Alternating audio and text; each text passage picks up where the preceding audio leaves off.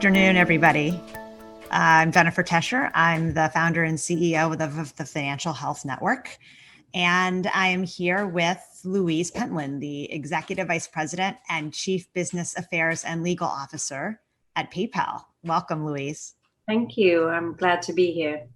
So Louise is calling in from Austin, and I'm calling in from Chicago. And we've been trading notes on the weather because some storms are rolling through my neighborhood in Chicago. And so if you're hearing some thunder or some rain, there's really nothing I can do about that, but hopefully you all can hear me clearly. The session today is titled Doing Well While Doing Good. And I feel like Louise is the perfect person to have that conversation with because that's really so much a part of PayPal's DNA. Now, you have a crazy set of functions. You lead the company's global people function, legal, communications, intellectual property, government relations, and social innovation functions. So my first question is, how do you manage all of that? And the second thing I have to ask, because I know people are going to be wondering, is I wonder if you could talk a little bit about the whiteboard that's behind you. Oh, yes. So look, I think I learned early on in my career the golden rule of leadership, which is to have amazing people on your team. And that's what I've set about to do everywhere I've sort of led. And so the teams that I have incredible leaders on those teams. And I find that while I may not be expert in each of those areas, the exception of legal, then, I think having that sort of fresh perspective to bounce off deep experts is actually a really great combination. So for me in my role, and actually the intersections between those functions are surprisingly regular, that actually we found great synergies in bringing those functions together as a corporation. So it works for PayPal. It's not going to work for everybody, but it works for us. So I'm honored. My whiteboard, I was joking with Misha before the presentation started that it needs its own agent now, because what started off as a sort of an aid memoir at the beginning of COVID to remind myself of what day it was, and then realizing a few other people could benefit from that, it now has sort of turned into this sort of, people are expecting to see what I have on my whiteboard every day. So Tuesday's Trivia Tuesday. If you have a meeting with me, there'll be some trivia, and Friday's Fun Fact Friday. But it's a lot of pressure to keep it up. So I'm looking forward to when we're sort of past the COVID phase and I can retire it. But for now, it's kind of fun. Excellent. So I'll start the same place with you that I did this morning with Margaret Keane. Given the functions that you oversee at PayPal, and given the world we live in at this moment and the challenges of the last few months, what are your key priorities right this moment? What are you really most focused on? Yeah. So look, I think for us, we put our employees first. So for us, my team has been laser focused actually since the end of January on employee wellness. So that has been through this transition to this new way of working, to the stresses that come with this new way of working around, juggling home life, the mental stresses of, dealing with, never being separated from work in many ways, and really having my teams, I would say collectively focusing very heavily on that is one of its main priorities. I would say the next priority, which really blends well with the way we think about, the approach as a company, is really being there for our customers.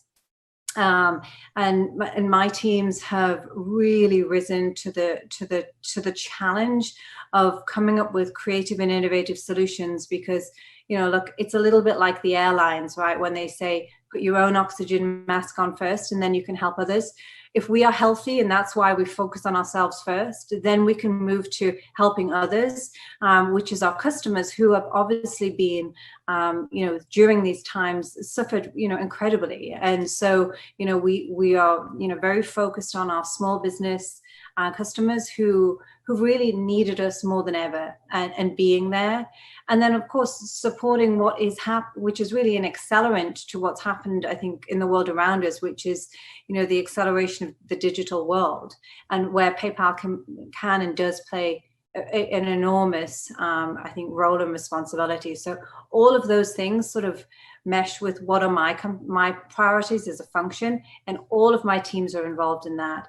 And then, of course, with the recent events, with the Black Lives Matter movement, my organization has been, very, very pivotal in helping us come up with, really real solutions that we can contribute to. Excellent. Well, we're gonna dive into all of those activities in our conversation today. I want to start with your employees. Last year, pre-COVID, your CEO, Dan Schulman, made a really strong statement about employee financial health and announced a series of new resources and benefits for customers, for employees. And in fact, the very first line of what he said was, employees are our most important stakeholder at PayPal. And he talked about a series of wage adjustments, enhanced benefits, improved financial education and planning, and making every employee a shareholder of PayPal. I wonder if you could talk a little bit more about where that came from, what it's entailed, and what kind of results you're seeing from it. Yeah. So I think it sort of bodes well to understand how did we get to that point. We listed as a public company, spun off from eBay in 2015. And Dan was the CEO. He and I joined roughly around the same time. And one of the things that we set out to do with PayPal was really to focus on financial inclusion. And, like any brand new company, in many ways, that's what we were. We were a very well-funded startup to some extent. We had to really sort of prove our worth with the street, and we focused a lot of the early years on getting things into a really good and healthy shape that would allow us to grow and build from. And during that process, we aggregate a lot of data, probably more than most financial services companies, because we're digital. And so in the aggregation of that data and the focuses that we've had on how do we serve the underserved communities globally, we started to collate a lot of data around things like we have learned that the more than half of the Americans have less than $400 in savings. So their ability to sustain any sort of unplanned crisis can be absolutely catastrophic. And then we started to think about, well, actually, what are we doing for a catastrophe for our own employees? And so in 2017, we, at Dan's behest, we came up with an emergency relief fund, so that if any of our employees found themselves in a catastrophe, they weren't having to sort of beg, borrow, or take financing, from these high payday lending type organizations, because that's what was at the root cause of a lot of the financial wealth gap. So we started to look out for our employees and sort of say, look, if you have a crisis globally, we're here to help.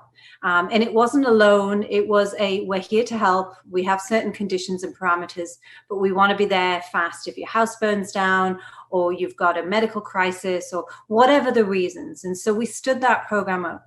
And in doing that, you also have to recognize that probably close to 50% of PayPal's employee base also goes into what we call, the customer care or the frontline workers for us, which are predominantly hourly workers. And we pay above market, but nevertheless, these are the people who are interfacing directly with our customers, and yet probably the most impacted with financial health, and probably representing a lot of the communities in which we had pulled data from. And that set us on a path of really thinking about how do we really take care and walk the talk of saying that our employees are our number one asset. Then we really need to make sure that they have true kind of holistic health versus just looking at, are we paying above market? And as we started to delve into that, we learned all sorts of things through that process during the whole year of 2019. And it led us down a path of, it isn't going to be enough just to do one or two things. We actually have to look at this really very end to end. And that led us to, some conclusions around, what's the average NDI, the net disposable income of our employees. And when we looked into it, it was pretty low. It was in the single digit percentages. And for those who are more affluent, you're at least 20% or higher, right? So here we have, some real data that we could start to address. And a lot of those reasons why people were in those single digit NDI number was because things like healthcare, inability to save for the future, inability to, live past month, paycheck to paycheck. And so how are we going to start to attack that? And so we came up with a whole host of solutions, as you've described. One was Louise, before you go to those, let me ask you another question, because I think that a bunch of folks listening are going to want to understand. That's a really interesting metric that you used. Yeah. Net disposable income. And it sounds like in addition to that, you gathered a tremendous amount of data. You talked about that. I wonder if you could just say a little bit about how you did that as it relates to your employees. Was it through surveys? Was it through administrative data? Were your employees willing to share this information with you? Talk a little bit about that, because that's always the first challenge is understanding and diagnosing the problem.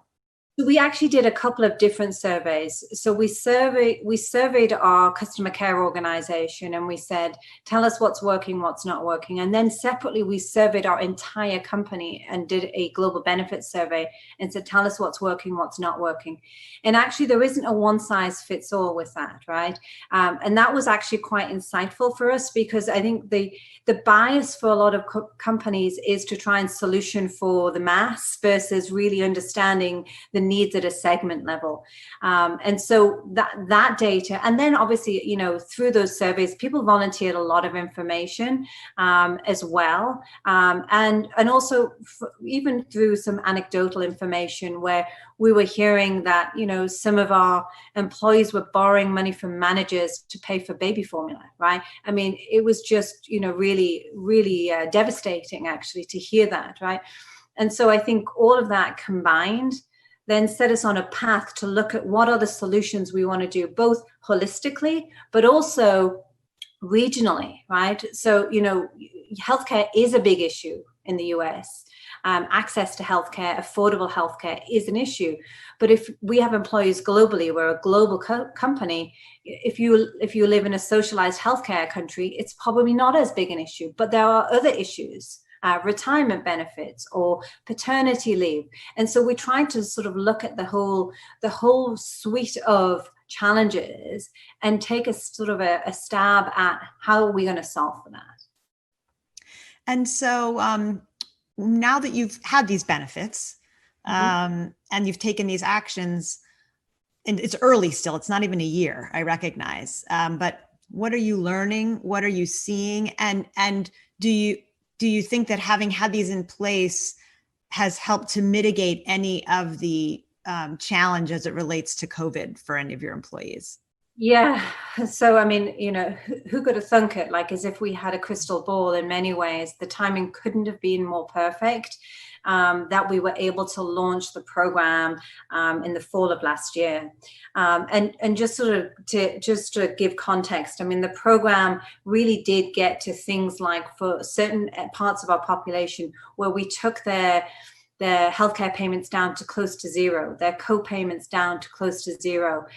And what that did, and we are now seeing the sort of the data for that, what that did was, a lot of people may have taken the healthcare benefits for themselves, but maybe had Medicaid for their children, which, this is not meant to be in any way a sort of political statement, but those benefits aren't adequate, quite honestly, for a lot of child healthcare. And that results in all sorts of other consequential issues. What we were hearing from our employees was, by doing that and bringing down their payments, it meant they could add their children into their healthcare plan and really be thinking about preventative healthcare, not being hesitant about going to a doctor if a family member got sick. So we're already seeing some of the real effects on that from, we can track, how much time people are off for medical leave. And so we're seeing some of the benefits there. Another area where we've started to see real benefit is around attrition.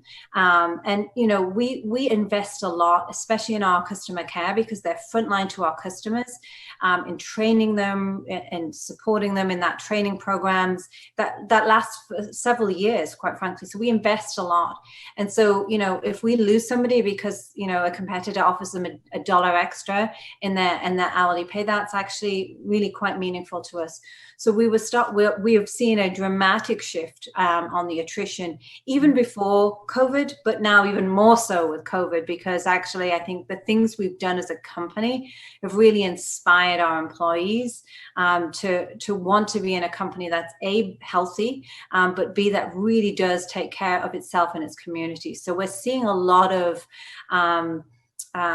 great energy around why people want to be at PayPal, and that shows up in attrition numbers. Mm-hmm. And then, I think the other dimensions, which included, one of the things that universally everybody wanted was more financial wellness and coaching, right? Not like, hey, let's come to this seminar and tell me about, what an annuity plan is. Can you look at my financials and help me understand how to plan for the future? I've got a child or I don't have a child, and really tailored coaching sessions. And that's supplemented with giving every employee a stock grant of PayPal stock, which of course, because we've been successful with the acceleration of the digital commerce that's happened because of COVID, they've seen the appreciation of that stock as well. And then teaching them what they can do with that stock, how they can use that to save for the future. I think that just overall brings up, the sort of the rising tide of lifting all ships. And so we are seeing all of those things play out right before us. I think one of the data point that we have seen now, even though it's not been a year, is the number of people seeking help for between paycheck to paycheck assistance has gone down dramatically, actually. And so we would get a lot of requests. And we're looking at a lot of different solutions around paycheck smoothing and how do you get access to your money instead of this traditional 2 weeks in arrears. And there's things like that as a financial services company we can get innovative on and are. In fact, I just saw an announcement literally earlier today that PayPal Ventures made an investment in Even, a company that's been through our accelerator and that works on, among other things, cash flow smoothing. So exactly, and that's exactly why we got really interested in that. That company was to find those types of solutions we could offer not just to our employees but to our customers too. We haven't talked about this before, but it occurs to me that given all these new efforts underway, you've had to be out there looking for lots of new and different kinds of partners and providers and vendors. I'm curious, just in general, do you feel like there are sufficient solutions out there? Do you think that there's more to go? What's your just high level take on that? Yeah, look, I think there's a lot of innovation out there. I think part of the problem is, and part of the initiatives that we've launched to support the Black Lives Matter movement is that actually a lot of this innovation isn't being properly funded or it isn't getting surfaced, right? I heard we have a statistic from just what's happened in COVID, where 41% of Black-owned small businesses have closed shop from from 1st of March to date, which is compared to, the non-Black owned businesses at 22%. What you see from that is that innovation from those communities that really understand what we're trying to solve for, what the struggles are. Those are the ones that have to survive, and that's why we've stood up this grant program, because it isn't enough to just give people loans, right? People need an influx of cash. And I think that will create more opportunity. But at the same time, we also know with venture capital, the accessibility of funds to minority owned or any minority owned business is pretty low still, right? And so the ability for these minority owned businesses who really do understand the solutions that need to be solved in the communities in which they operate are not being properly funded. So it's also why we've launched a concerted fund focus to try and support a lot of those businesses as well. I'm glad that you brought the conversation around to small businesses, because I know that's been a big focus of yours, certainly throughout your business, but also recently. I think you just announced, I don't know if it was a week ago, 2 weeks ago now, but you pledged, I think, over $500 million to support minority-owned businesses. I think you mentioned there a fund of some kind, but talk a little bit more about how you'll use that money. Yeah. And then I think the other thing to talk about is how does this money differ from the way in which you engage small businesses as customers, right, today? What's the difference between those two things? Yes. So, well, there's different components to that 530 million that we announced. I think it was 11 days ago. The days are all merging. But the one element of it was a $10 million fund. And what we know, because we offer merchant capital, we also offer small business lending. We also got involved in the SBA PPP program, which we stood up as well. That actually, a lot of the small businesses, our average loan through that PPP program was about $36,000, where, compared to some of the bigger financial services, they were lending at $100,000, right? So we know that we're much more supporting the real small businesses. But then there's another tranche of these small minority-owned businesses, which, as I said before, that they're not making it, they're not surviving, and so to sort of try and stand up hey, do you want a cheap loan program was not really going to be viable to allow these companies to sort of make it through. They need an injection of cash. So the $10 million fund that we set up for that is truly that. We've basically said you can apply for a grant of up to $10,000. What was really cool about the way we did that was, look, we had this fund is $10 million, and we've basically said, actually, if everybody took $10,000, then that obviously means we're going to support less businesses. But what we said to people in the application process is only take what you need, because that will allow us to offer a grant to more companies. And what we've seen is actually the average grant request is about $8,100. And it's not just money, right? So we're also going to be putting behind that, technical skills, business skills, mentoring, where we're going to support these businesses, right? Because we know that to really get at the economic wealth disparity, you've got to get generational wealth building. And so for these companies to be successful really does then sort of create a flywheel effect within those communities. So that's just one element of the program. We've set up a venture capital, I would say, dimension to our existing programs, so that we can really start investing in minority-owned businesses, which have not had enough injection of capital across the board. And then we're also looking at, a number of programs as well internally about how do we really look at even taking our own hiring to the next level, our own diversity and inclusion programs to the next level, and that's just the beginning. I could keep going. We had one question from the audience.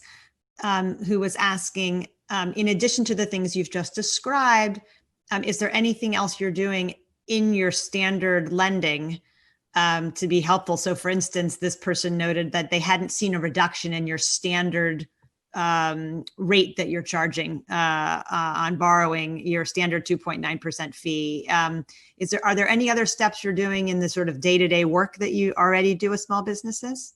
Yeah, so one of the unique things that we do with our merchant capital program is because we have access to so much data about these businesses, we know, unlike traditional financial services companies where you pay a sort of set amount every month, we know businesses don't make money in a very neat 12 months sort of cycle.